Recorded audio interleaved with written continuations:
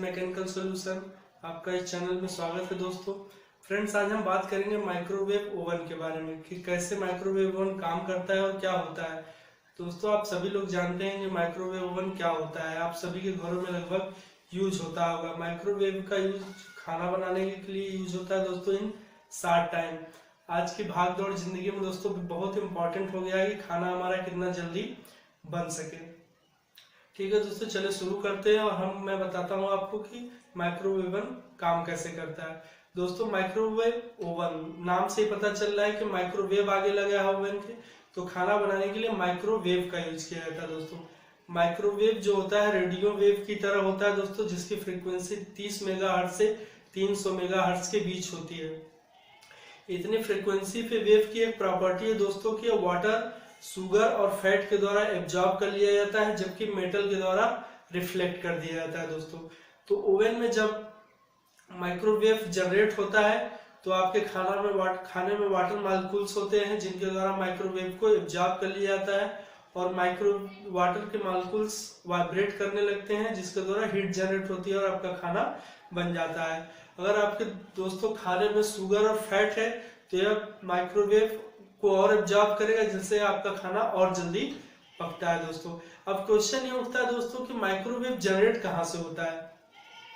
तो इसको जनरेट करने के लिए दोस्तों एक डिवाइस मैग्नेट्रॉन यूज की जाती है। जब हम ओवन को स्टार्ट करते हैं तो मैग्नेट्रॉन माइक्रोवेव को इमिट करता है दोस्तों।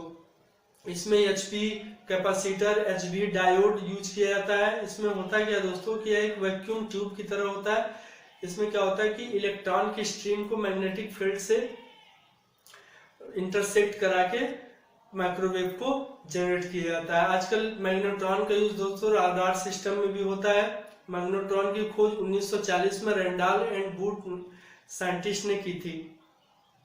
तो दोस्तों, जो मैग्नेट्रॉन होता है बहुत इंपॉर्टेंट डिवाइस है माइक्रोवेव जनरेट करने के लिए।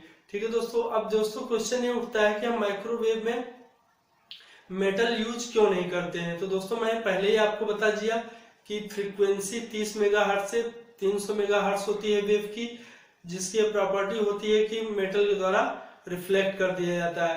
तो दोस्तों, हम ओवन का सिर्फ डोर वाला हिस्सा ही मेटल से बनाते हैं ताकि माइक्रोवेव बाहर न जा सके।